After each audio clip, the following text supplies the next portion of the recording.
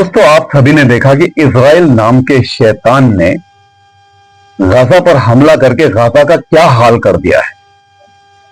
और इसको इतना घमंड हो गया है अपने ऊपर कि इसको यूं लगता है कि ये सारी दुनिया पे राज कर सकता है।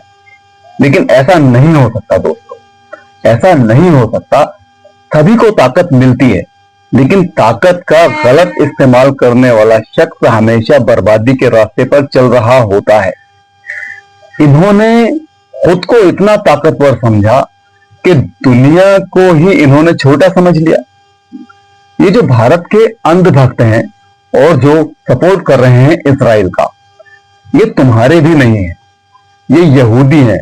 ये वो कौम है जिस पर अल्लाह की लानत है, और ये लानत वाली कौम किसी की सगी नहीं हो सकती है। अमेरिका जो अपनी बादशाहत कायम करने के लिए इजराइल का सपोर्ट कर रहा है, वो एक दोगला देश है।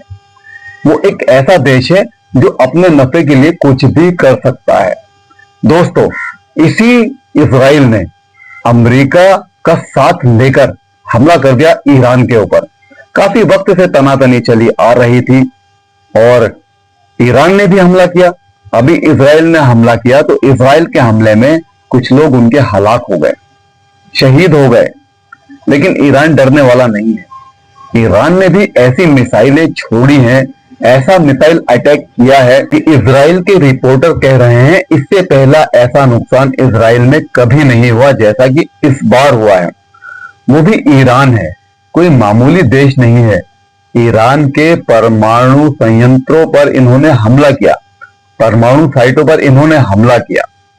दोस्तों, इसका जवाब ईरान ने बड़ा जबरदस्त दिया है, क्योंकि ये तो चूहे की तरह दिलों में छुप जाते हैं ना, इन्हें अपना डिफेंस दिखाई देता है। और ईरान का सपोर्ट ये लोग नहीं कर रहे हैं जो अपने आप को मुसलमान कहते हैं। सऊदी अरब बीच में है, रास्ते में उसने अमेरिका की सेना को अपने एयरबेस दिया हुआ है। उस एयरबेस पर अमेरिका तैनात है और वो मिसाइलें रोकता है ईरान की मिसाइलें रोक लेता है।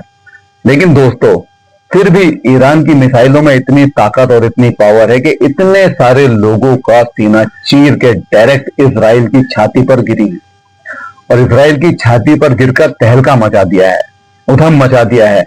अभी तो कुछ बिल्डिंग से ही टूटी हैं, कुछ घरों में ही आग लगी है, कुछ घर ही जले हैं। खंडर का सा माहौल नजर आने लगा है।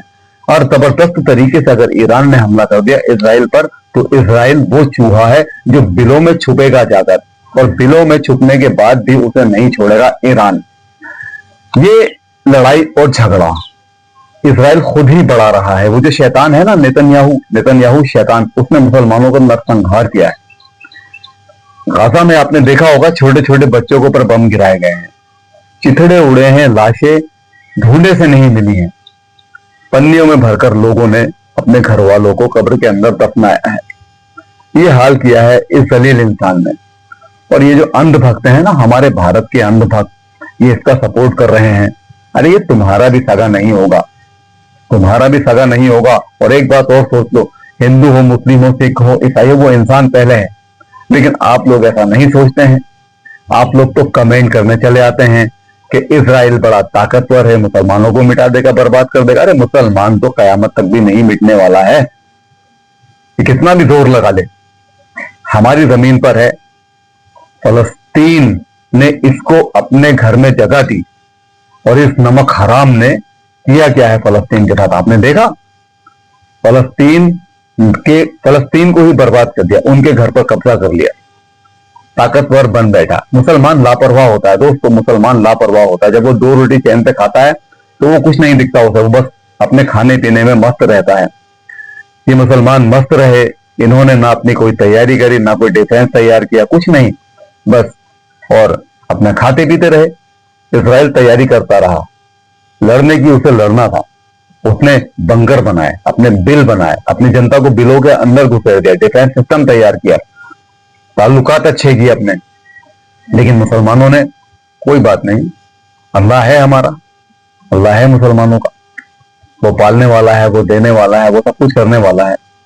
और हमेशा इतिहास गवाह रहा है कि मुसलमान कभी भी तादाद के दम पर नहीं लड़ा है, ईमान के दम पर लड़ा है। ईमान अगर मजबूत है तो जीत हमारे कदमों में है। और इंशाअल्लाह ये जो इजराइल है ना, ये एक दिन खुद अपनी गलतियों पर पछताएगा। अभी तो हमने गलतियां करी हैं, गुनाह करे हैं, पछता रहे हैं, अल्लाह को नाराज कर दिया है।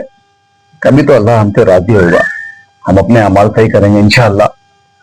दोस्तों, वीडियो अगर अच्छा लगे तो लाइक कर दीजिएगा। ऐसे वीडियो मैं आपके लिए लाता ही रहता हूं।